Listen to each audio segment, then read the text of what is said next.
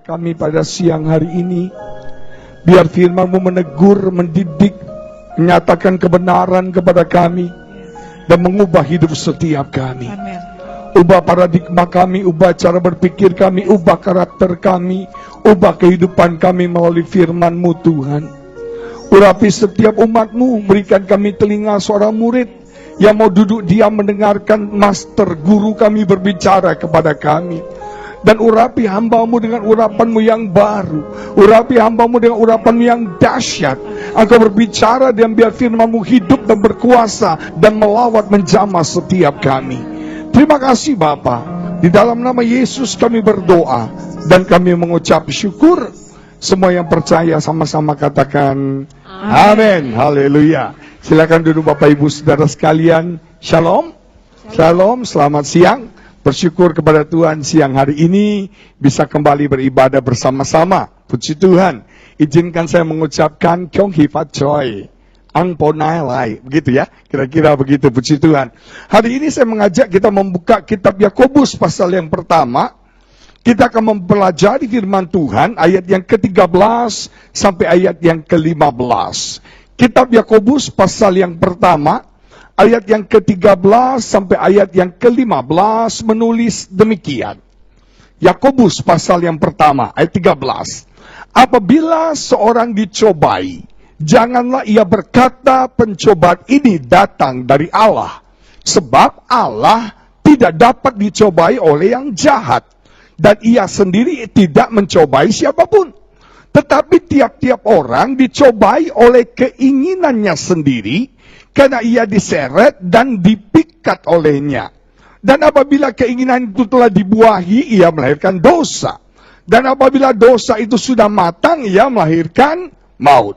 Bapak Ibu Saudara sekalian, kitab Yakobus adalah, tema dari kitab Yakobus adalah maturity, kedewasaan di dalam Tuhan. Saya merasa hari-hari ini gereja Tuhan harus bertumbuh menjadi mature. Gereja Tuhan harus bertumbuh menjadi dewasa di dalam Tuhan. Nah, salah satu karakter orang yang dewasa, tadi pagi saya sudah khotbahkan dari Yakobus pasal yang kelima. Orang yang dewasa adalah orang yang sabar. Orang yang dewasa adalah orang yang tahan di dalam tekanan yang berat. Orang dewasa adalah orang yang tidak gampang emosi, tidak gampang menyerah, tidak gampang putus asa. Kalau Bapak Ibu pelajari dalam kitab Yakobus pasal 3 dikatakan orang yang dewasa cirinya adalah dia bisa mengontrol, menguasai lidahnya. Nah, dari Yakobus pasal yang pertama, ciri orang yang dewasa rohaninya adalah dia bisa menang mengalahkan setiap pencobaan-pencobaan yang terjadi dalam hidupnya. Kalau kita mempelajari kitab Yakobus pasal yang pertama, di sana ada 2 kali kata pencobaan muncul. Yang pertama di ayat yang kedua dikatakan anggaplah sebagai satu kebahagiaan apabila kamu jatuh ke dalam berbagai-bagai pencobaan. Nah, kita baca lagi dalam ayat 13 tadi, Tuhan tidak mencobai kita. Nah, saudara, ini sepertinya kontradiktif. Ini sepertinya bertolak belakang. Pencobaan yang dimaksud dalam ayat yang kedua adalah pencobaan yang Tuhan izinkan terjadi pada kita untuk kebaikan kita, dan itu sumbernya dari luar. Nah, pencobaan yang dimaksud dalam ayat 13 ini mungkin lebih cocok dengan godaan. Nah, godaan itu datangnya bukan dari luar, tapi godaan itu datangnya dari mana? Dalam. Nah, Bapak Ibu Saudara sekalian, orang yang dewasa, gereja yang dewasa adalah gereja yang bisa menghadapi dan menang terhadap pencobaan dalam hidupnya. Nah, pada siang ini saya ingin berbicara tentang godaan, tentang pencobaan. Sebagai manusia, semua kita mengalami pencobaan. Sebagai manusia, semua kita mengalami godaan. Tidak peduli siapapun juga dia. Karena Alkitab berkata, kita punya musuh. Kita punya lawan, yaitu siapa? Si iblis. Yang berjalan keliling seperti singa yang lapar. Yang mengaum-ngaum mencari orang untuk ditelannya. Tujuan target iblis adalah kita jatuh dalam dosa. Karena kalau orang jatuh dalam dosa, hancur hidupnya. Orang jatuh dalam dosa, hancur pelayanannya. Orang jatuh dalam dosa, hancur rumah tangganya. Dan iblis ingin menghancurkan seluruh hidup kita. Caranya gimana? Menggoda kita, mencobai kita, supaya kita jatuh dalam dosa. Nah, Bapak Ibu Saudara sekalian, kita akan bisa menang kalau kita tahu strategi musuh kita. Dengar ya? Kita akan bisa menang kalau kita tahu cara kerja. Kita tahu strategi dari musuh kita. Orang jatuh dalam dosa itu nggak tiba-tiba. Orang jatuh dalam dosa not by accident. Tapi orang jatuh dalam dosa itu ada prosesnya. Alkitab berkata proses yang pertama dicobai atau digodai. Proses yang kedua Alkitab bilang dipikat. Proses yang ketiga diseret. Dan proses yang keempat dibuahi. Dan proses yang kelima melahirkan apa? Dosa. Proses yang pertama apa Bapak Ibu Saudara sekalian? Dicobai. Digodai. Yang kedua apa? Dipikat. Yang ketiga apa? Diseret. Yang keempat dibuahi. Dan yang kelima melahirkan dosa. Nah, saya mau beritahu, seumpama kita mungkin mau banyak tikus di rumah, kita pasang perangkap, betul nggak saudara? Nah, tikus itu ketika dia mungkin kita pakai umpan, mungkin ikan asin gitu ya. Ketika dia mencium ikan asin, dia mulai digoda. Bau ikan asin itu mulai menggoda dia. Dan kemudian mulai dia terpikat kepada ikan asin itu. Mulai dia terpikat, dia cari dari mana baunya. Terus pelan-pelan dia akan mendekati kepada ikan asin itu, betul nggak? Dan akhirnya masuk ke dalam jebakan, dan akhirnya mati, saudara. Nah, saya mau beritahu jemaat yang dikasih Allah, itu cara kerja iblis. Dia menggoda kita, dia memikat kita, dia menyeret kita, dan akhirnya dibuahi melahirkan dosa. Yang jadi pertanyaan adalah, umpan yang dipakai iblis itu apa? Karena kata menggoda itu seperti satu trap, satu perangkap, satu jebakan yang ada umpannya. Nah, kalau Bapak Ibu pelajari firman Tuhan tadi, menurut Bapak Ibu kira-kira umpan yang dipakai iblis itu apa? Halo? Ada yang tahu? Alkitab berkata tiap-tiap orang dicobai oleh apa?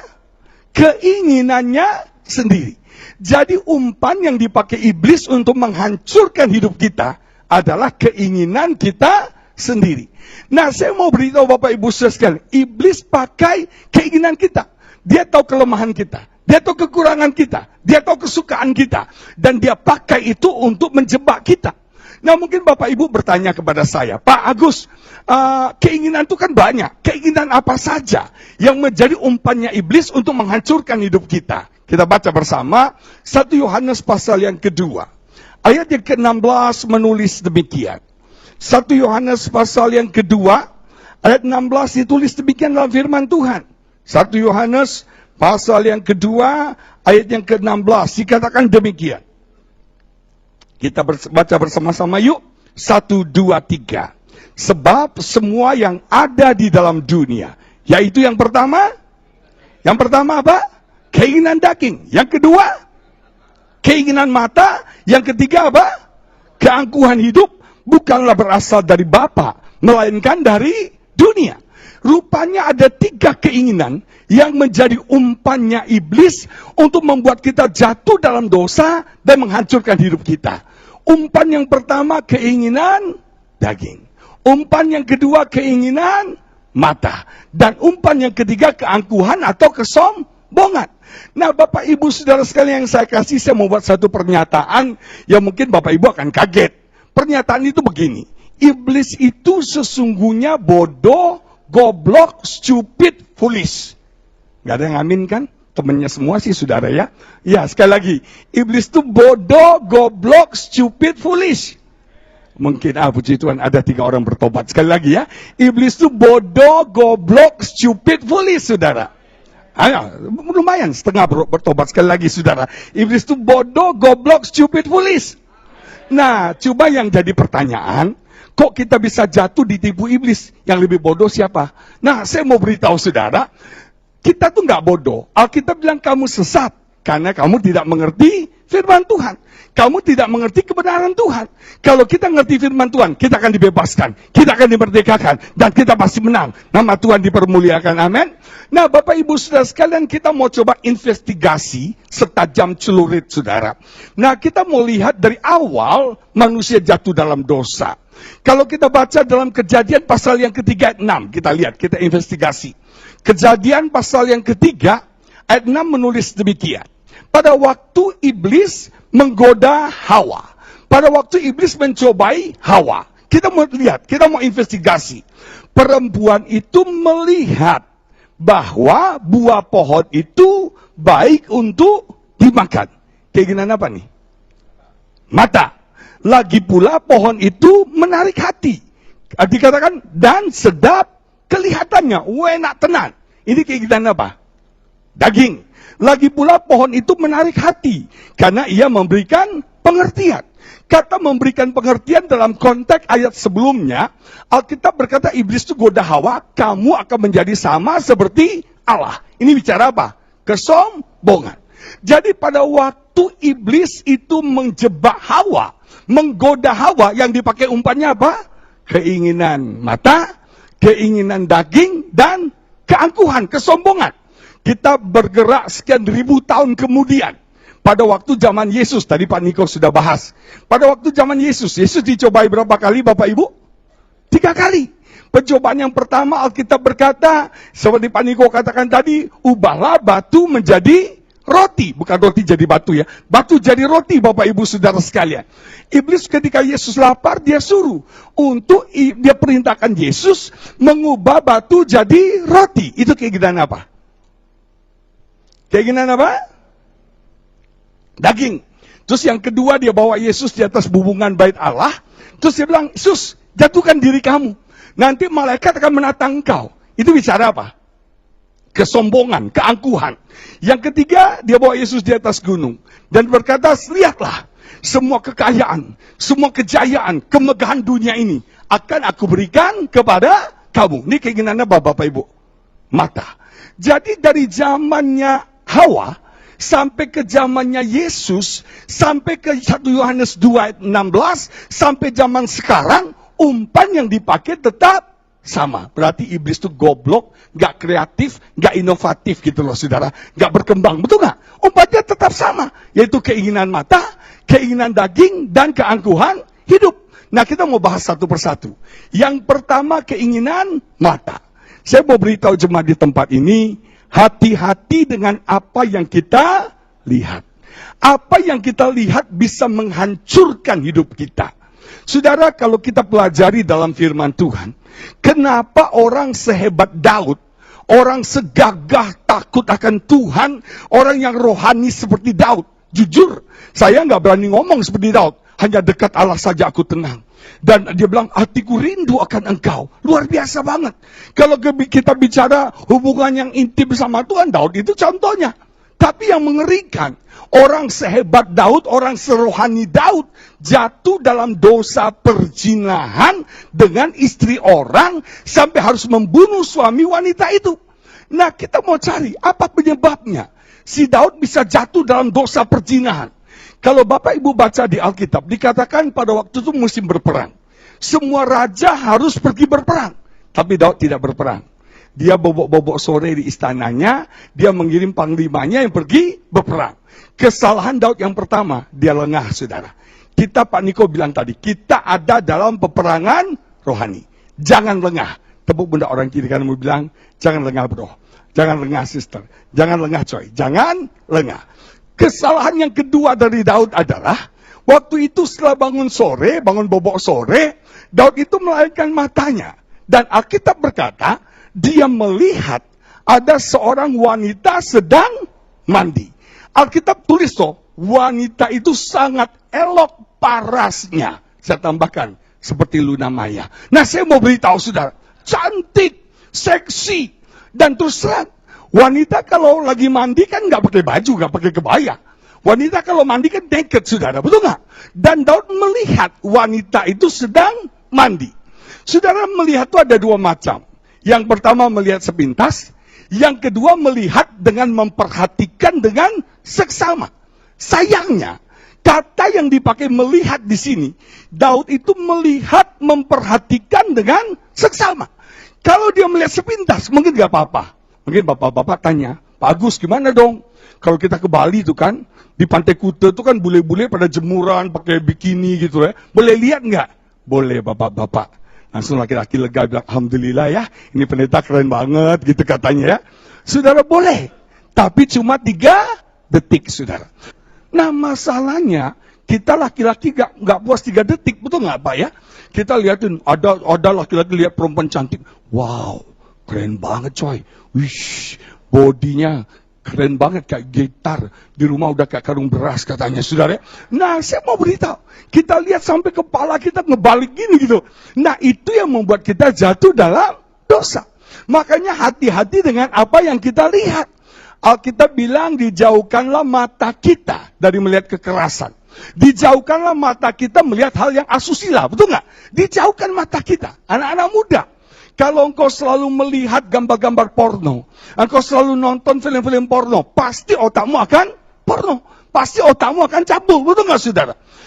Hampir semua kasus pemerkosaan, itu kenapa terjadi? Karena orangnya suka nonton film porno. Itu semua saudara. Nah, saya mau beritahu saudara, kita harus menjaga apa yang kita lihat. Anak-anak muda, juga bapak-bapak. Apalagi sekarang tuh ada artis Jepang terkenal ya. Kalau nggak salah namanya Miyako ya. Hah? Kok Ayai atau Miyabi sih saudara ya? Nah, saya mau beritahu, kalau yang kita lihat Miyabi, gimana kita nggak jatuh dalam dosa? Kalau yang kita lihat Pamela Anderson yang seksi-seksi, ya jatuh dalam dosa. Makanya hati-hati dengan apa yang kita lihat. Kasih salam kiri kananmu bilang, hati-hati dengan apa yang kamu lihat. Hati-hati dengan apa yang kamu lihat.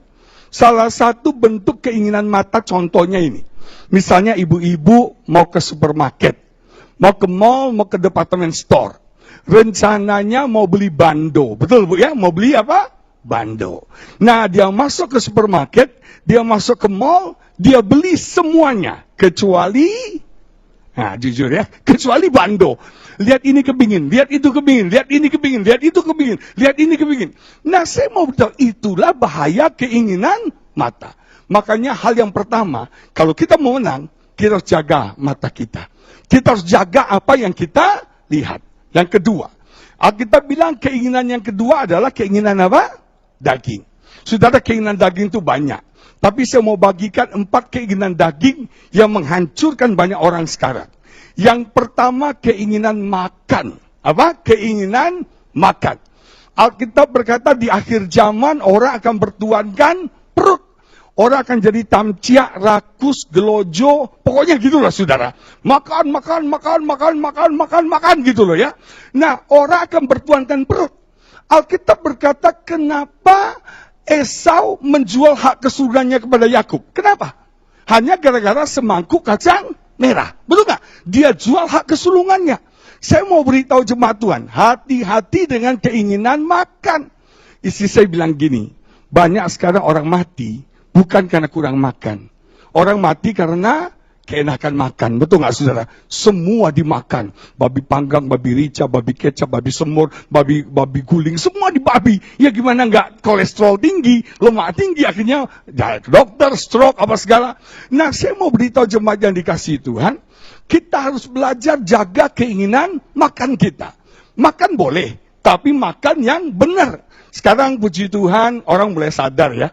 Sekarang healthy food, makanan sehat, itu sekarang lagi-lagi ini. Orang mulai bapak-bapak menghindari babi, haleluya. Babinya pada sedih itu kehilangan bapak-bapak gitu ya.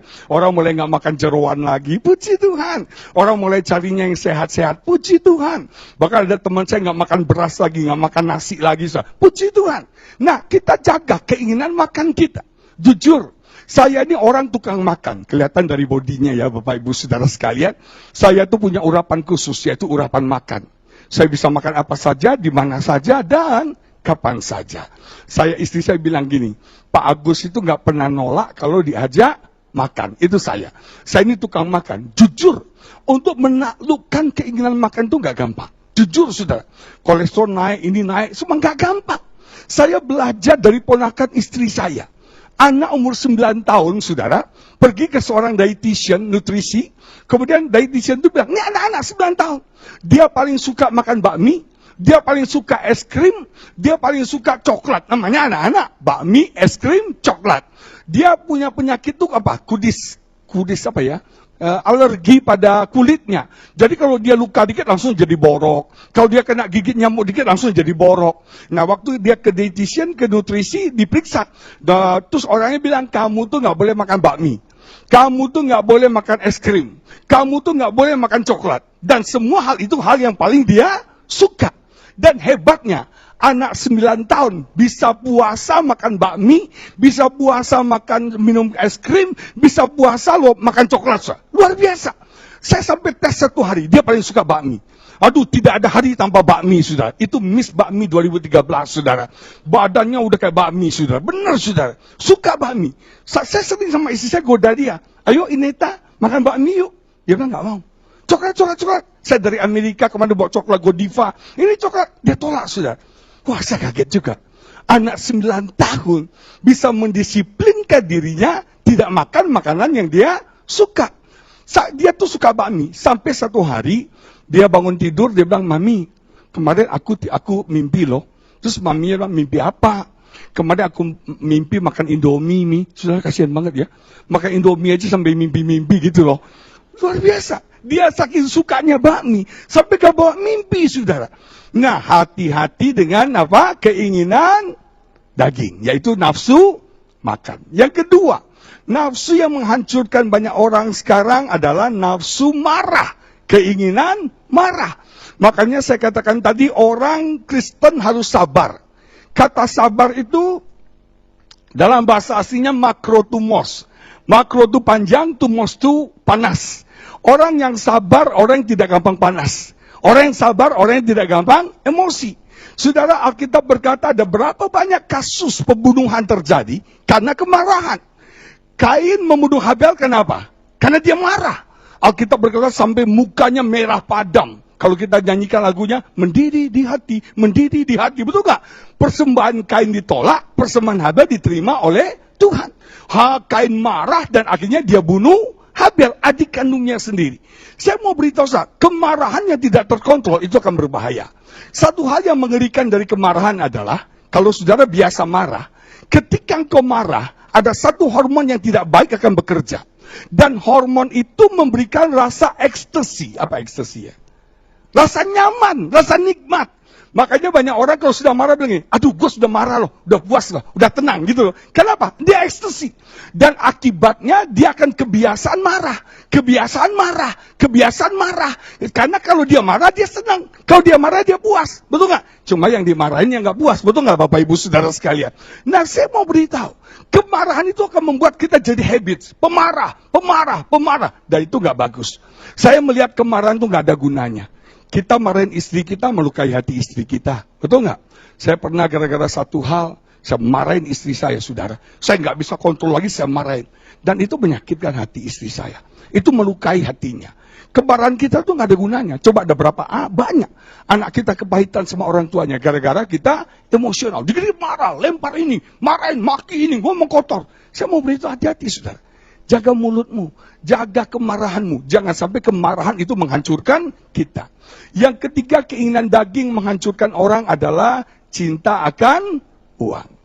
Makanya nggak salah tuh lagu sekolah minggu bilang, apa yang dicari orang? Apa yang dicari orang? Pagi, petang, siang, malam. Uang. Betul gak sih? Semuanya uang. Orang sekarang kejar uang. Semakin kaya. Howard Hughes, salah satu orang yang tercatat, salah satu orang terkaya di Amerika. Waktu ditanya, Pak Howard, kapan Anda berhenti cari uang? Kapan Anda puas? Howard Hughes bilang ini, kalau saya punya 1 sen, saya punya $1 lagi, baru saya akan puas. Orang nggak pernah puas, saudara. Dan saya mau beritahu saudara, kaya itu nggak ada nilainya. Apakah Anda punya 1 miliar Anda kaya? Atau Anda punya 1 triliun Anda kaya? Nggak ada levelnya, nggak ada batasnya. Nggak, orang akan terus kejar, cari kaya. Dan akibatnya ada berapa banyak rumah tangga yang hancur gara-gara cinta akan uang. Saya terima 1 BBM dan ini bagus, saudara. Saya mau bacakan buat saudara, bagus banget. Ini satu artikel yang bagus. Di artikel ini bilang begini. Namaku uang. Aku tidak memiliki wajah cantik. Aku tidak memiliki fisik yang kuat. Namun aku punya kemampuan untuk merombak tatanan dunia. Mengatur negara. Percaya tidak? Lihat gejolak mata uang dunia. Lihat kebangkrutan anggota Uni Eropa satu persatu. Anda akan tahu kekuatanku. Betapa besarnya. Sehingga semua negara akan merubah kebijakan-kebijakannya karena aku. Dulu seluruh dunia menganggap US dolar yang terhebat. Terus euro. Sekarang semua orang anggap renminbi yang paling hebat. Tetapi aku tahu diriku. Aku tuh suka berubah-ubah. Susah diprediksi. bisa sangat mahal, tiba-tiba bisa sangat murah. Bahkan tidak ada nilai. Aku bisa juga mengubah perilaku manusia. Manusia terhipnotis karena aku. Aduh, berapa banyak orang karena aku menjual kepribadiannya, menjual tubuhnya, mengkhianati temannya. Aku tidak mengerti perbedaan orang yang saleh dan bandit. Tapi manusia memakai aku menjadi patokan derajat, menentukan kaya atau miskin. Kita lihat orang kaya, berapa uangnya, berapa asetnya. Terus dikatakan, aku juga bukan iblis loh. Tetapi ada orang yang demi aku melakukan kekejian. Aku juga bukan orang ketiga. Tetapi banyak suami istri, gara-gara aku akhirnya cerai, pisah. Aku juga bukan Tuhan loh. Tetapi manusia menyembah aku seperti menyembah Tuhan. Bahkan hamba-hamba Tuhan lebih menghormati aku daripada menghormati Tuhan. Padahal Tuhan sudah pesan, jangan jadi hamba uang. Seharusnya aku melayani manusia, tetapi kok malah manusia menjadi budakku. Aku tidak pernah mengorbankan diriku untuk siapapun. Tetapi banyak orang yang rela mati demi aku. Sorry ya, aku hanya bisa menjadi alat bayar bon obat Anda. Tapi aku tidak mampu memperpanjang nyawa Anda. Kalau suatu hari Anda harus jalan dipanggil Tuhan, aku tidak akan bisa menemani Anda. Anda harus jalan sendiri bertemu dengan Sang Pencipta, lalu menerima penghakimannya. Saat itu Tuhan pasti akan hitung-hitungan dengan Anda. Apakah waktu hidup Anda menggunakan aku dengan baik, atau sebaliknya menjadikan aku sebagai Tuhan? Ini informasi terakhirku. Aku tuh nggak ada loh di surga, jadi jangan cari-cari aku di sana. Saya mau beritahu saudara, ada berapa banyak cinta akan uang, menghancurkan banyak kehidupan. Saya mau beritahu saudara, apa ciri orang yang cinta uang? Ciri orang yang cinta uang itu adalah, orang itu susah untuk memberi, saudara. Kalau kita sudah susah untuk memberi, itu tandanya kita cinta akan uang. Kalau uang sudah susah untuk keluar memberkati orang, itu artinya kita cinta akan uang. Orang yang cinta akan uang itu motonya, take, take, take. Nah lawan ini harus apa? Give, give, give. Saya mau saksi. Satu hari Tuhan perintahkan saya untuk memberikan hampir semua tabungan saya. Waktu Tuhan berikan jumlahnya, Tuhan sebut jumlahnya, saya kaget sudah. Saya bilang, Tuhan jangan. Ini semua tabungan saya. Kalau saya kasih semua, saya makan apa? Saya reserve-nya apa? Saya hidup dari mana? Dan waktu itu, saya bergumul. Saya bilang, Tuhan, zaman sekarang kan zaman cicilan ya. Beli mobil cicilan, beli rumah cicilan, beli kompor cicilan, beli iPad cicilan. Betul nggak saudara? Saya berpikir, boleh nggak Tuhan, persembahan juga dicicil gitu saudara ya. 3 kali bayar Tuhan. Tapi Tuhan bilang, bertindak, bertindak. Akhirnya saya bilang, Tuhan saya mau taat. Saya belajar, sudah korbankan semua uang tabungan kami. Dan saya mau beritahu saudara, ketika kita memberi, itu tandanya kita tidak dikuasai uang. Dan ketika kita tidak dikuasai uang, Tuhan akan memberkati sudah luar biasa. Saya belajar dari Abraham. Kenapa Abraham itu sangat diberkati Tuhan? Ketika dia mempersembahkan Ishak, Tuhan bilang gini, Abraham, kamu tidak segan-segan mempersembahkan yang terbaik. Aku juga tidak akan segan-segan untuk memberkati hidupmu. Makanya Bapak Ibu jangan pernah jadi hamba uang. Uang itu kalau jadi hamba, dia akan jadi hamba yang baik. Tapi uang itu kalau jadi bos, dia akan jadi bos yang jahat. Dan dia akan menghancurkan hidup kita. Hati-hati yang ketiga, keinginan cinta akan uang. Yang keempat yang berbahaya adalah keinginan seks. Ada berapa banyak Bapak Ibu Saudara sekalian, orang yang jatuh dalam dosa seksual. Kenapa? Nggak bisa kontrol. Salomo, istrinya berapa? 700 tambah 300, ceceng semuanya. Kalau 1 hari 1, 3 tahun baru kelar. Betul nggak saudara? Bayangin, dan hidup Salomo hancur. Gara-gara apa? Gara-gara dosa seks. Bukan cuma hidup Salomo hancur, Israel pun hancur gara-gara dosa seks. Nah, saya mau beritahu bapak-bapak, ibu-ibu hati-hati. Saya tuh punya satu prinsip dalam hidup saya, komitmen dalam hidup saya. Saya Pak Herman gak pernah konseling cewek berdua. Gak pernah akan mau konseling cewek berdua. Kenapa? Iblis di akhir zaman gak pakai taring Pak. Gak pakai mata bersinar-sinar gak. Iblis di akhir zaman tuh pakai rok pendek, ya, seksi, gitu. Itu iblis di akhir zaman. Dan jujur ya, hamba Tuhan banyak yang jatuh. Kenapa? Berikan kesempatan. Konseling cewek, maaf ya. Kalau cewek yang kita konseling cantik, mukanya bagus, bulu matanya lentik, terus Dia punya alis kayak semut beriring, hidungnya mangir, bibirnya tipis, saudara, rambutnya terurai. Terus dia menitikkan air mata di depan kita. Pak Agus, suami saya mengkhianati saya. Jujur, saya laki-laki normal, saudara. Laki-laki normal. Cewek cantik, mukanya cantik. Alis matanya bak semut beriring, matanya lentik, sudah belok, hidungnya mangir, bibirnya tipis, rambutnya terurai Pak Herman, menitikkan air mata. Laki-laki mana yang akan tergerak bilang, sudah cup, nanti Koko yang nemenin. Koko, gawat. Kata Koko itu yang berbahaya, saudara. Nanti Koko gitu loh. Nah, hati-hati dengan keinginan seks, benar. Ada berapa banyak orang yang hancur hidupnya, karena itu, saudara, dia memberikan kesempatan kepada dosa seksual menghancurkan dia. Jangan main-main sama pencobaan. Satu hari saya pelayanan di sebuah kota kecil, saya sebut aja, di Siantar di Sumatera Utara.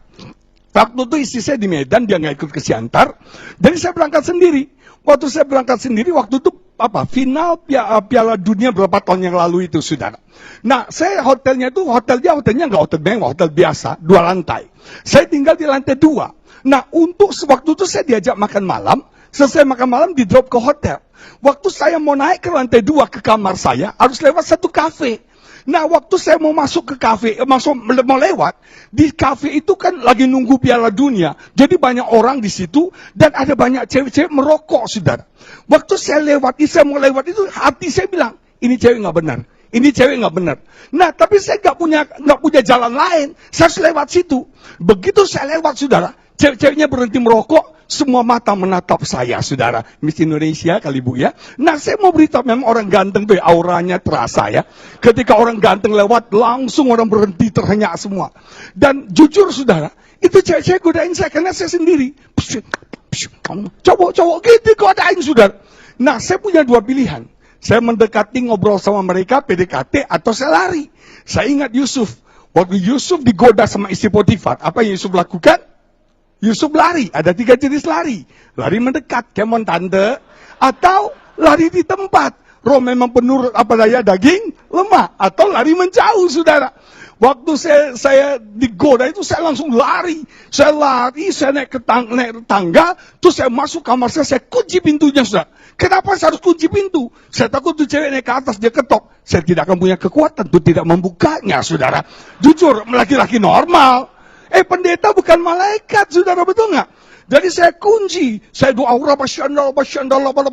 Nah, saya mau beritahu, saudara, jangan pernah main-main dengan dosa-dosa seksual. Jangan dekat, kalau kita tahu kelemahan kita di sana, jauhkan, saudara. Jauhkan itu semua. Karena ketika engkau dekat, engkau akan tergoda dan engkau akan jatuh. Hati-hati, yang pertama keinginan mata. Yang kedua keinginan daging. Yang ketiga Alkitab bilang keangkuhan, kesombongan. Saudara, manusia ini, kita ini pada dasarnya adalah orang-orang sombong. Kita ini bos lah, bekas orang sombong. Orang sombong, manusia itu gampang sekali sombong. Dan Alkitab berulang kali katakan, awal dari kehancuran adalah apa? Kesombongan. Sombong membuat orang hancur. Kalau mau hancur gampang, sombong aja. Dan manusia itu gampang ditiup sama iblis. Dibuat, wah kamu hebat, kamu luar biasa. Orang sombong itu cirinya gini. Yang pertama, orang sombong selalu bicaranya dirinya sendiri. Saya nih. Orang tuh sombong, selalu ke dirinya. Saya Pak Amir, saya Pak Hari, saya terus. Ada berapa banyak pendeta kalau khotbah, saya nggak pernah Tuhan, saya terus. Saya mau beritahu, orang kalau sombong, diri sendiri pusatnya. Orang sombong yang kedua, itu underestimate orang lain. Anggap enteng orang lain, siapa lo? Apa lo? Gitu lo. Nah, orang sombong tuh nganggap enteng orang lain. Dan orang sombong tuh yang ketiga, itu nggak suka berdoa. Karena dia merasa dia mampu, dia nggak perlu Tuhan dalam hidupnya. Orang sombong tuh nggak suka berdoa, karena dia merasa bisa, dia merasa mampu. Hati-hati dengan kesombongan. Saudara, iblis pakai kesombongan untuk menghancurkan hidup kita. Ada banyak orang biasanya naik BMX, sekarang naik BMW, keteknya bisulan, sombong langsung, saudara. Mungkin Bapak Ibu tanya, Pak Agus, gimana caranya supaya saya nggak sombong? Gampang. Sadari bahwa semuanya karena anugerah daripada Tuhan. Kalau Bapak Ibu bisa diberkati, itu anugerah Tuhan. Kalau Bapak Ibu punya keluarga yang bahagia, itu anugerah Tuhan. Kalau Bapak Ibu bisa melayani, itu anugerah daripada Tuhan. Nggak ada apa tindakan kita. Nggak ada partisipasi kita. Semuanya karena Tuhan. Betul nggak Bapak Ibu Saudara sekalian? Ketika kita sadar semua dari Tuhan, kita nggak akan sombong. Satu hari saya khotbah di sebuah gereja. Habis saya khotbah, seorang bapak salami saya. Dia bilang, Pak, khotbahnya ciamik banget. Oh, keren banget. Dia bilang. Nah, saya kan sebagai manusia biasa, siapa dulu gitu loh saudara.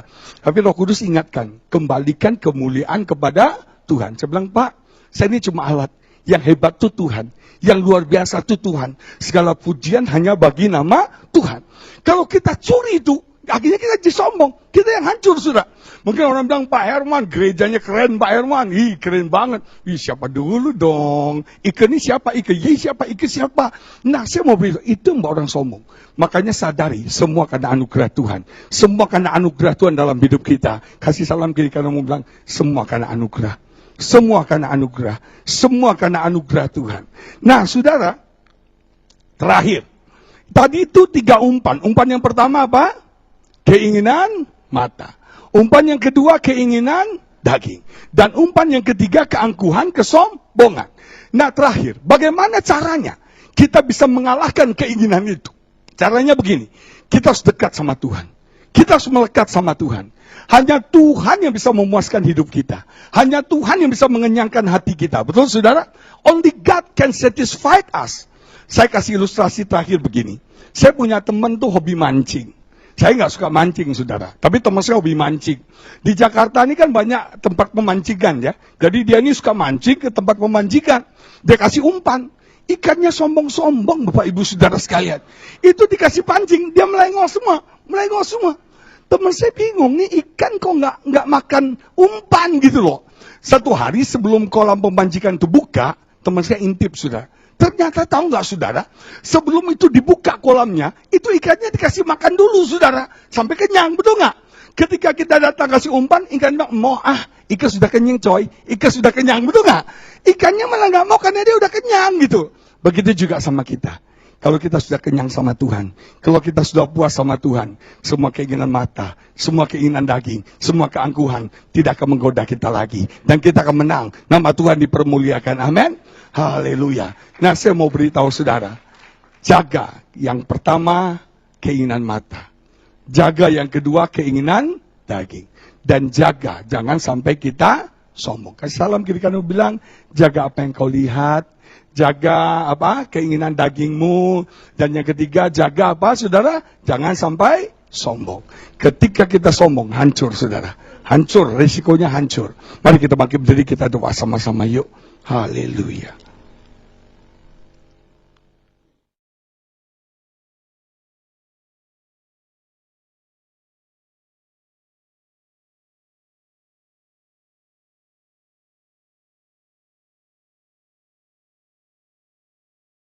Itu betul nggak? Dan akhirnya masuk ke dalam jebakan dan akhirnya mati saudara. Nah saya mau beritahu jemaat yang dikasih, itu cara kerja iblis. Dia menggoda kita, dia memikat kita, dia menyeret kita, dan akhirnya dibuahi melahirkan dosa. Yang jadi pertanyaan adalah, umpan yang dipakai iblis itu apa? Karena kata menggoda itu seperti satu trap, satu perangkap, satu jebakan yang ada umpannya. Nah, kalau Bapak Ibu pelajari firman Tuhan tadi, menurut Bapak Ibu kira-kira umpan yang dipakai iblis itu apa? Halo? Ada yang tahu? Alkitab berkata tiap-tiap orang dicobai oleh apa? Keinginannya sendiri. Jadi umpan yang dipakai iblis untuk menghancurkan hidup kita adalah keinginan kita sendiri. Nah, saya mau beritahu Bapak Ibu sekalian, iblis pakai keinginan kita. Dia tahu kelemahan kita, dia tahu kekurangan kita, dia tahu kesukaan kita, dan dia pakai itu untuk menjebak kita. Nah mungkin Bapak Ibu bertanya kepada saya, Pak Agus, keinginan itu kan banyak, keinginan apa saja yang menjadi umpannya iblis untuk menghancurkan hidup kita? Kita baca bersama 1 Yohanes pasal yang kedua, ayat yang ke-16 menulis demikian. 1 Yohanes pasal yang kedua, ayat 16 ditulis demikian dalam firman Tuhan. 1 Yohanes pasal yang kedua ayat yang ke-16 dikatakan demikian. Kita baca bersama-sama yuk. 1, 2, 3. Sebab semua yang ada di dalam dunia, yaitu yang pertama Yang pertama apa? Keinginan daging. Yang kedua, keinginan mata. Yang ketiga apa? Keangkuhan hidup bukanlah berasal dari Bapa, melainkan dari dunia. Rupanya ada 3 keinginan yang menjadi umpannya iblis untuk membuat kita jatuh dalam dosa dan menghancurkan hidup kita. Umpan yang pertama keinginan daging. Umpan yang kedua keinginan mata. Dan umpan yang ketiga keangkuhan atau kesombongan. Nah, Bapak Ibu Saudara sekalian yang saya kasih, saya mau buat satu pernyataan yang mungkin Bapak Ibu akan kaget. Pernyataan itu begini. Iblis itu sesungguhnya bodoh, goblok, stupid, foolish. Gak ada yang amin kan? Temennya semua sih saudara ya. Ya, sekali lagi. Iblis itu bodoh, goblok, stupid, foolish. Mungkin, puji Tuhan, ada 3 orang bertobat. Sekali lagi ya. Iblis itu bodoh, goblok, stupid, foolish, saudara. Lumayan, setengah bertobat. Sekali lagi, saudara. Iblis itu bodoh, goblok, stupid, foolish. Nah, coba yang jadi pertanyaan, kok kita bisa jatuh ditipu iblis? Yang lebih bodoh siapa? Nah, saya mau beritahu saudara, kita tuh nggak bodoh. Alkitab bilang kamu sesat karena kamu tidak mengerti firman Tuhan. Kamu tidak mengerti kebenaran Tuhan. Kalau kita ngerti firman Tuhan, kita akan dibebaskan, kita akan dimerdekakan, dan kita pasti menang. Nama Tuhan dipermuliakan, amin. Nah, Bapak Ibu Saudara sekalian, kita mau coba investigasi setajam celurit, saudara. Nah, kita mau lihat dari awal manusia jatuh dalam dosa. Kalau kita baca dalam Kejadian pasal yang ketiga ayat 6, kita lihat, kita investigasi. Kejadian pasal yang ketiga ayat 6 menulis demikian. Pada waktu iblis menggoda Hawa. Pada waktu iblis mencobai Hawa. Kita mau lihat, kita mau investigasi. Perempuan itu melihat bahwa buah pohon itu baik untuk dimakan. Keinginan apa nih? Mata. Lagi pula pohon itu menarik hati. Dikatakan, dan sedap kelihatannya. Enak tenan. Ini keinginan apa? Daging. Lagi pula pohon itu menarik hati. Karena ia memberikan pengertian. Kata memberikan pengertian dalam konteks ayat sebelumnya, Alkitab berkata iblis itu goda Hawa, kamu akan menjadi sama seperti Allah. Ini bicara apa? Kesombongan. Jadi pada waktu iblis itu menjebak Hawa, menggoda Hawa, yang dipakai umpannya apa? Keinginan mata, keinginan daging, dan keangkuhan, kesombongan. Kita bergerak sekian ribu tahun kemudian. Pada waktu zaman Yesus, tadi Pak Niko sudah bahas. Pada waktu zaman Yesus dicobai berapa kali Bapak Ibu? 3 kali. Pencobaan yang pertama Alkitab berkata, seperti Pak Niko katakan tadi, ubahlah batu menjadi roti. Bukan roti jadi batu ya. Batu jadi roti Bapak Ibu Saudara sekalian. Iblis ketika Yesus lapar, dia suruh. Dia perintahkan Yesus mengubah batu jadi roti. Itu keinginan apa? Keinginan apa? Daging. Terus yang kedua dia bawa Yesus di atas bubungan bait Allah. Terus dia bilang, Yesus, jatuhkan diri kamu. Nanti malaikat akan menatang engkau. Itu bicara apa? Kesombongan, keangkuhan. Yang ketiga, dia bawa Yesus di atas gunung. Dan berkata, lihatlah, semua kekayaan, semua kejayaan, kemegahan dunia ini akan aku berikan kepada kamu. Ini keinginan apa Bapak Ibu? Mata. Jadi dari zamannya Hawa, sampai ke zamannya Yesus, sampai ke 1 Yohanes 2 ayat 16, sampai zaman sekarang, umpan yang dipakai tetap sama. Berarti iblis itu goblok, gak kreatif, gak inovatif gitu loh saudara. Gak berkembang, betul gak? Umpannya tetap sama, yaitu keinginan mata, keinginan daging, dan keangkuhan hidup. Nah, kita mau bahas satu persatu. Yang pertama, keinginan mata. Saya mau beritahu jemaat di tempat ini, hati-hati dengan apa yang kita lihat. Apa yang kita lihat bisa menghancurkan hidup kita. Saudara, kalau kita pelajari dalam firman Tuhan, kenapa orang sehebat Daud, orang segagah takut akan Tuhan, orang yang rohani seperti Daud, jujur, saya nggak berani ngomong seperti Daud, hanya dekat Allah saja aku tenang. Dan dia bilang, hatiku rindu akan engkau. Luar biasa banget. Kalau kita bicara hubungan yang intim sama Tuhan, Daud itu contohnya.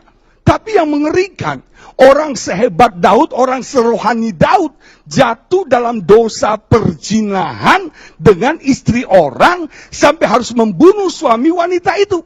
Nah, kita mau cari apa penyebabnya. Si Daud bisa jatuh dalam dosa perzinahan. Kalau Bapak Ibu baca di Alkitab, dikatakan pada waktu itu musim berperang. Semua raja harus pergi berperang. Tapi Daud tidak berperang. Dia bobok-bobok sore di istananya, dia mengirim panglimanya yang pergi berperang. Kesalahan Daud yang pertama, dia lengah, saudara. Kita, Pak Niko bilang tadi, kita ada dalam peperangan rohani. Jangan lengah. Tepuk bunda orang kiri kanan bilang, jangan lengah bro. Jangan lengah sister. Jangan lengah coy. Jangan lengah. Kesalahan yang kedua dari Daud adalah, waktu itu setelah bangun sore, bangun bobok sore, Daud itu melahirkan matanya. Dan Alkitab berkata, dia melihat ada seorang wanita sedang mandi. Alkitab tulis wanita itu sangat elok parasnya. Saya tambahkan, seperti Luna Maya. Nah, saya mau beritahu saudara, cantik, seksi, dan terus terang, wanita kalau lagi mandi kan nggak pakai baju, nggak pakai kebaya. Wanita kalau mandi kan naked, saudara, betul nggak? Dan Daud melihat wanita itu sedang mandi. Saudara melihat itu ada dua macam. Yang pertama melihat sepintas, yang kedua melihat dengan memperhatikan dengan seksama. Sayangnya, kata yang dipakai melihat di sini, Daud itu melihat, memperhatikan dengan seksama. Kalau dia melihat sepintas, mungkin nggak apa-apa. Mungkin bapak-bapak tanya, Pak Agus gimana dong?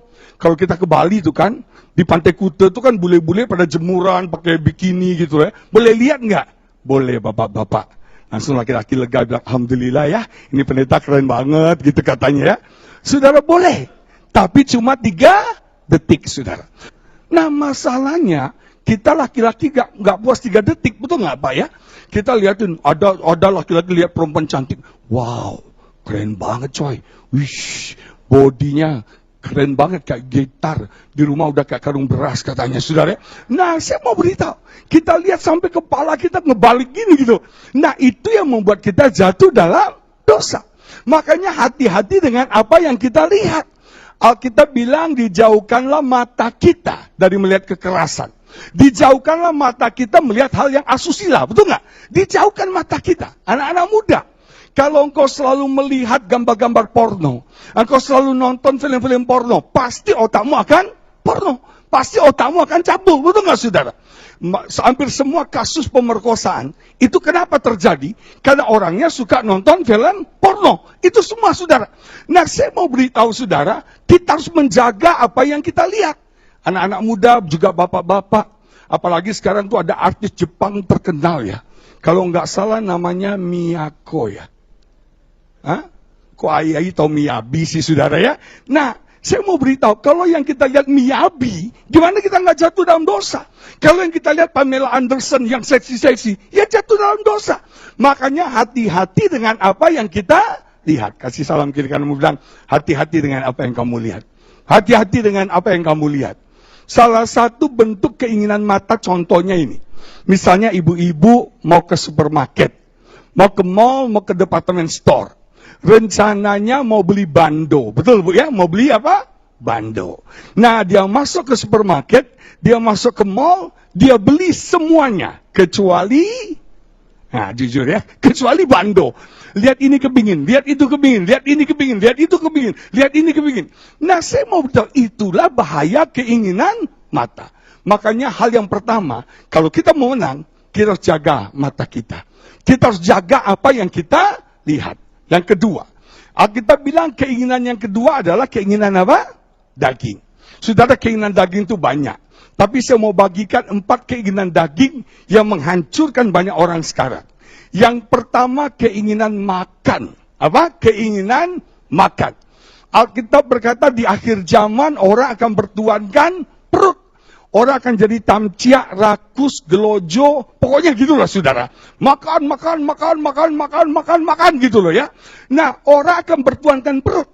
Alkitab berkata, kenapa Esau menjual hak kesurgaannya kepada Yakub? Kenapa? Hanya gara-gara semangkuk kacang merah. Betul nggak? Dia jual hak kesulungannya. Saya mau beritahu jemaat Tuhan, hati-hati dengan keinginan makan. Istri saya bilang gini, banyak sekarang orang mati, bukan karena kurang makan. Orang mati karena keenakan makan. Betul nggak saudara? Semua dimakan. Babi panggang, babi rica, babi kecap, babi semur, babi guling, semua di babi. Ya gimana nggak kolesterol tinggi, lemak tinggi, akhirnya ya, dokter, stroke, apa segala.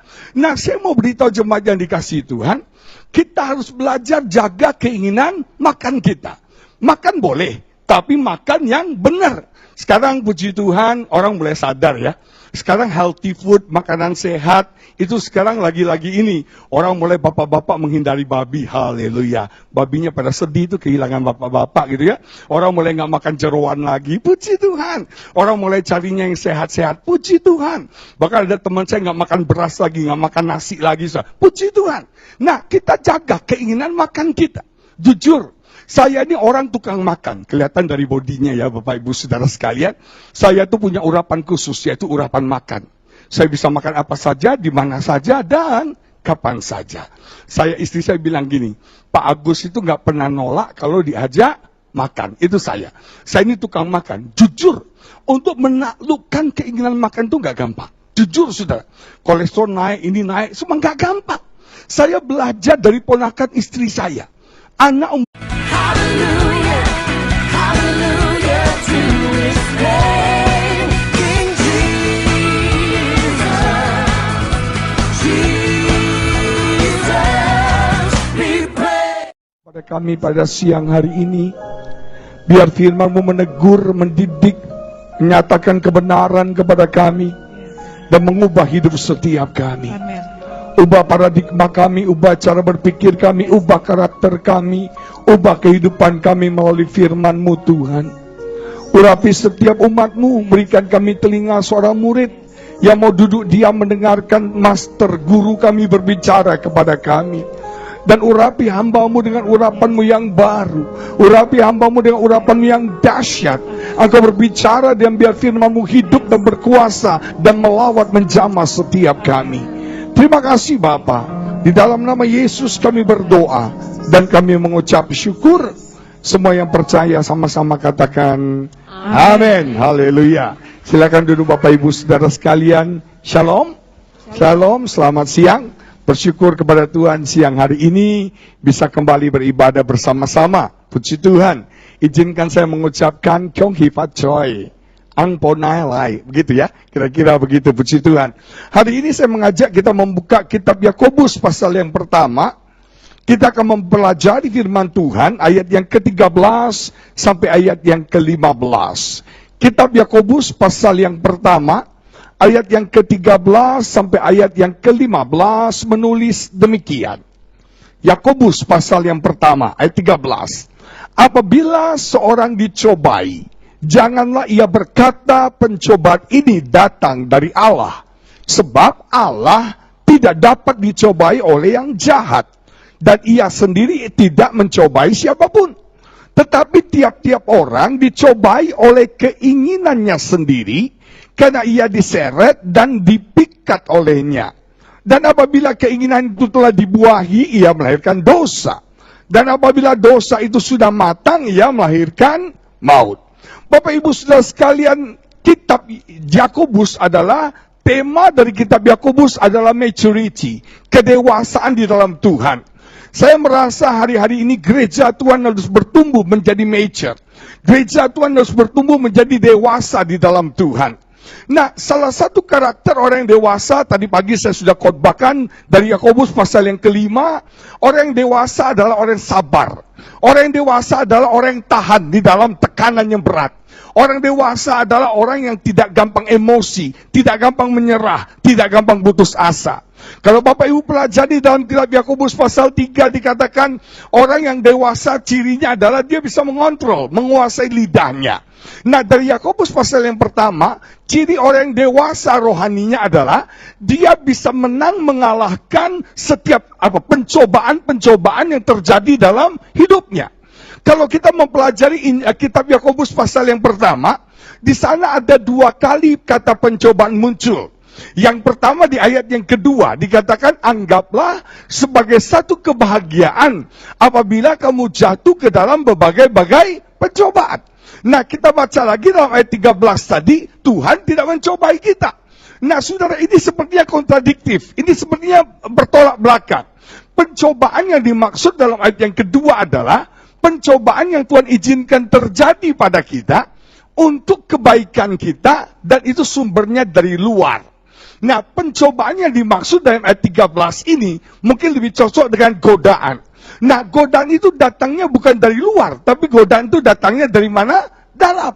Nah, Bapak Ibu saudara sekalian, orang yang dewasa, gereja yang dewasa adalah gereja yang bisa menghadapi dan menang terhadap pencobaan dalam hidupnya. Nah, pada siang ini saya ingin berbicara tentang godaan, tentang pencobaan. Sebagai manusia, semua kita mengalami pencobaan. Sebagai manusia, semua kita mengalami godaan. Tidak peduli siapapun juga dia. Karena Alkitab berkata, kita punya musuh. Kita punya lawan, yaitu siapa? Si iblis.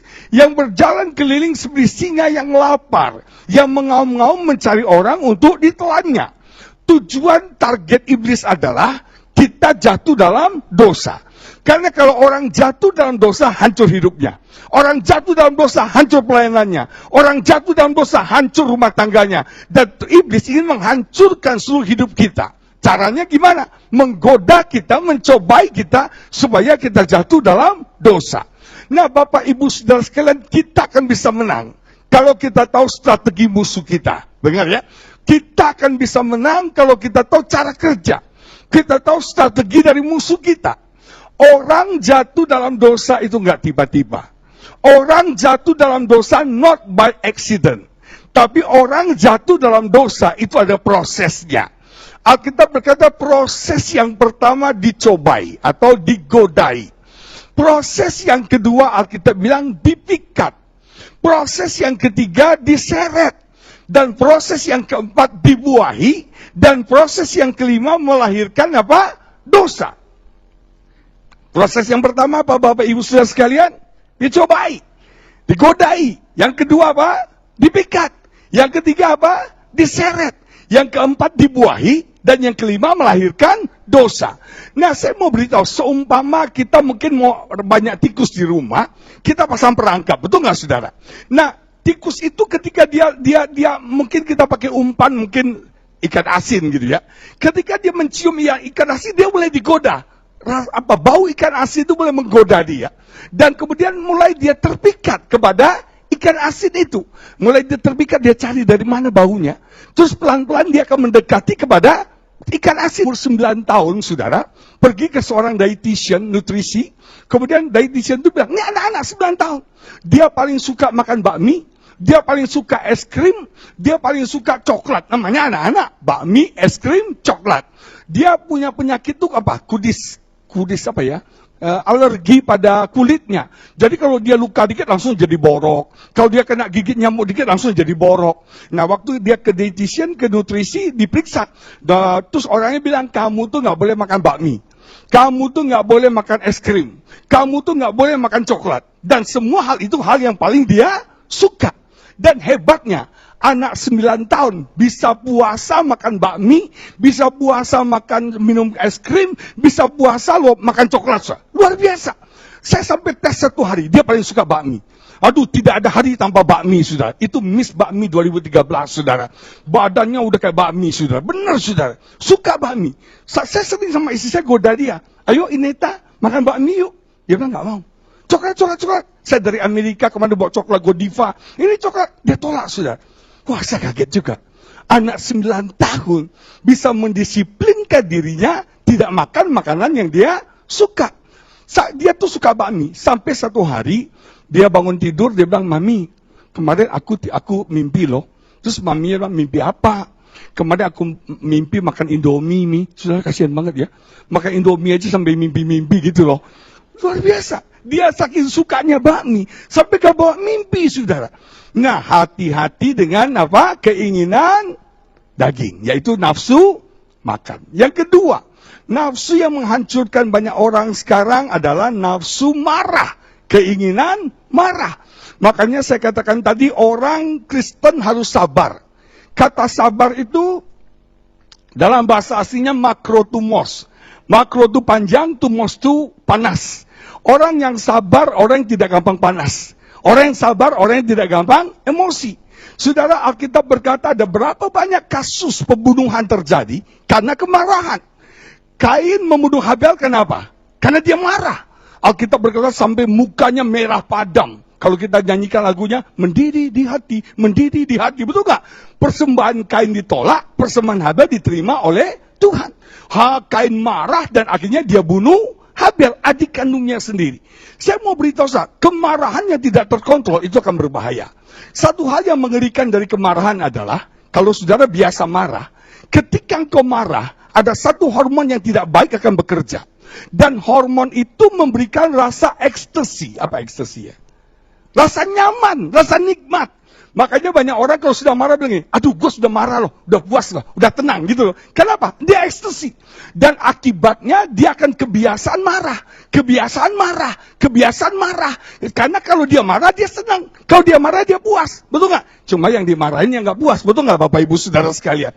Nah saya mau beritahu, kemarahan itu akan membuat kita jadi habits. Pemarah, pemarah, pemarah. Dan itu gak bagus. Saya melihat kemarahan itu gak ada gunanya. Kita marahin istri kita, melukai hati istri kita. Betul nggak?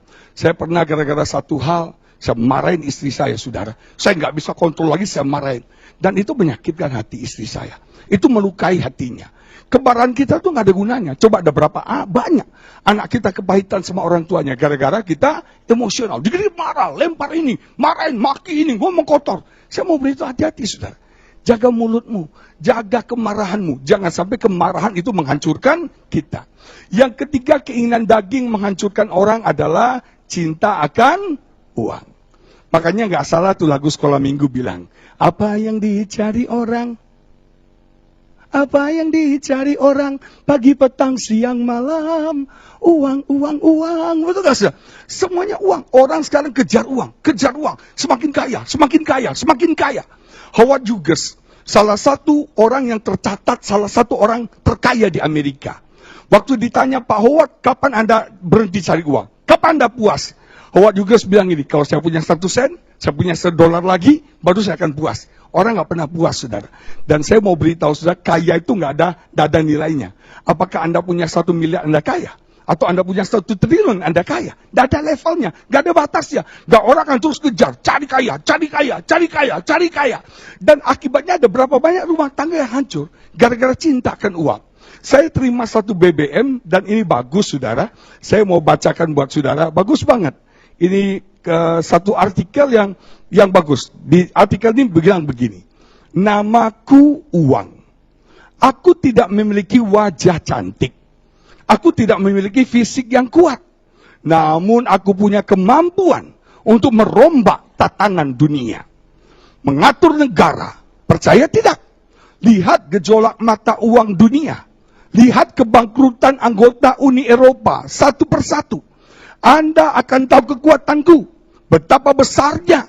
Sehingga semua negara akan merubah kebijakan-kebijakannya karena aku.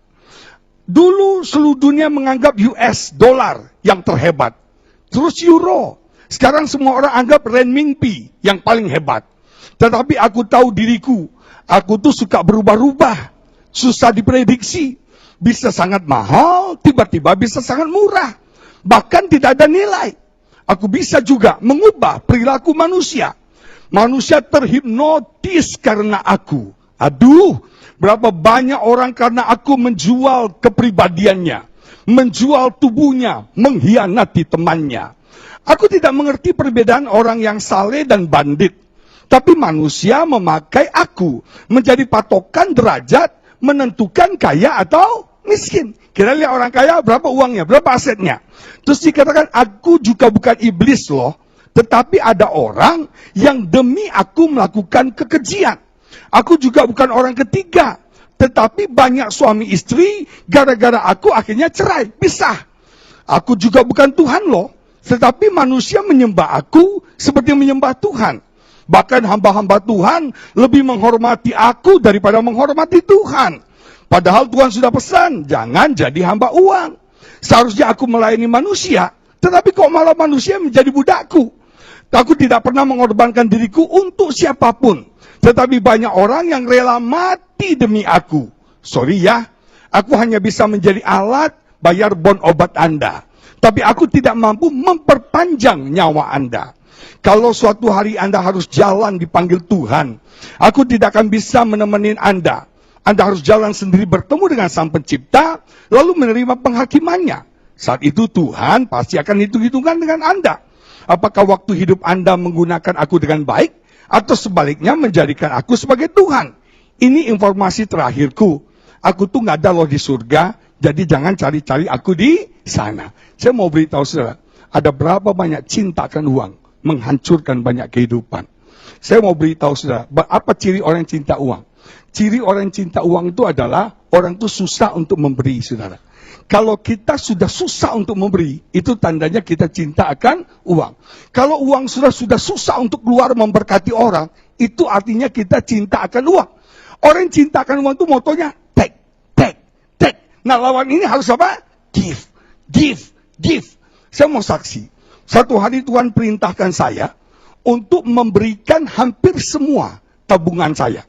Waktu Tuhan berikan jumlahnya, Tuhan sebut jumlahnya, saya kaget sudah. Saya bilang, Tuhan jangan.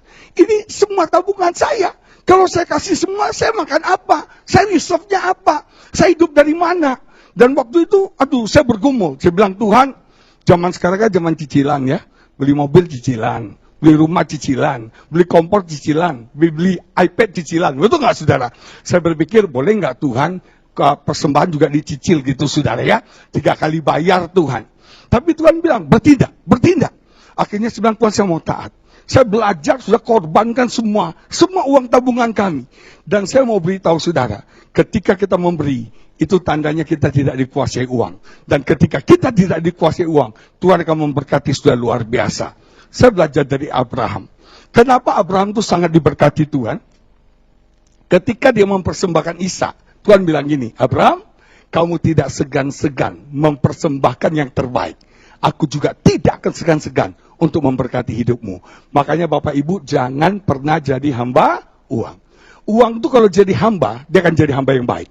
Tapi uang itu kalau jadi bos, dia akan jadi bos yang jahat. Dan dia akan menghancurkan hidup kita. Hati-hati yang ketiga, keinginan cinta akan uang. Yang keempat yang berbahaya adalah keinginan seks. Ada berapa banyak Bapak Ibu Saudara sekalian, orang yang jatuh dalam dosa seksual. Kenapa? Nggak bisa kontrol. Salomo, istrinya berapa? 700 tambah 300, ceceng semuanya. Kalau 1 hari 1, 3 tahun baru kelar. Betul nggak saudara? Bayangin, dan hidup Salomo hancur. Gara-gara apa? Gara-gara dosa seks. Bukan cuma hidup Salomo hancur, Israel pun hancur gara-gara dosa seks. Nah, saya mau beritahu bapak-bapak, ibu-ibu hati-hati. Saya tuh punya satu prinsip dalam hidup saya, komitmen dalam hidup saya. Saya Pak Herman gak pernah konseling cewek berdua. Gak pernah akan mau konseling cewek berdua. Kenapa? Iblis di akhir zaman gak pakai taring Pak. Gak pakai mata bersinar-sinar gak. Iblis di akhir zaman tuh pakai rok pendek. Ya, seksi gitu. Itu iblis di akhir zaman. Dan jujur ya, hamba Tuhan banyak yang jatuh. Kenapa? Berikan kesempatan. Konseling cewek, maaf ya. Kalau cewek yang kita konseling cantik, mukanya bagus, bulu matanya lentik, terus dia punya alis kayak semut beriring, hidungnya mangir, bibirnya tipis, saudara, rambutnya terurai, terus dia menitikkan air mata di depan kita, bagus. Suami saya mengkhianati saya. Jujur, saya laki-laki normal, saudara. Laki-laki normal. Cewek cantik, mukanya cantik, alis matanya bak semut beriring, matanya lentik, sudah belok, hidungnya mangir, bibirnya tipis, rambutnya terurai Pak Herman, menitikkan air mata. Laki-laki mana yang akan tergerak bilang, sudah cup, nanti Koko yang nemenin. Koko, gawat. Kata Koko itu yang berbahaya, saudara. Nanti Koko gitu loh. Nah, hati-hati dengan keinginan seks, benar. Ada berapa banyak orang yang hancur hidupnya, karena itu saudara, dia memberikan kesempatan kepada dosa seksual menghancurkan dia. Jangan main-main sama pencobaan. Satu hari saya pelayanan di sebuah kota kecil, saya sebut aja, di Siantar di Sumatera Utara. Waktu itu istri saya di Medan, dia nggak ikut ke Siantar. Jadi saya berangkat sendiri. Waktu saya berangkat sendiri, waktu itu final Piala Dunia berapa tahun yang lalu itu saudara. Nah, saya hotelnya nggak hotel mewah, hotel biasa, 2 lantai. Saya tinggal di lantai 2. Nah, untuk waktu itu saya diajak makan malam, Selesai makan malam, di drop ke hotel. Waktu saya mau naik ke lantai 2 ke kamar saya, harus lewat satu kafe. Nah, waktu saya mau masuk ke kafe, mau lewat, di kafe itu kan lagi nunggu Piala Dunia. Jadi banyak orang di situ, dan ada banyak cewek-cewek merokok, saudara. Waktu saya mau lewat itu, hati saya bilang, ini cewek nggak benar. Ini cewek nggak benar. Nah, tapi saya nggak punya jalan lain. Saya harus lewat situ. Begitu saya lewat, saudara, cewek-ceweknya berhenti merokok, semua mata menatap saya, saudara. Miss Indonesia kali Bu ya. Nah, saya mau beritahu, memang orang ganteng tuh auranya terasa ya. Ketika orang ganteng lewat, langsung orang berhenti terhenyak semua. Dan jujur, saudara, itu cewek-cewek godain saya karena saya sendiri. Cowok-cowok gitu godain, saudara. Nah, saya punya dua pilihan.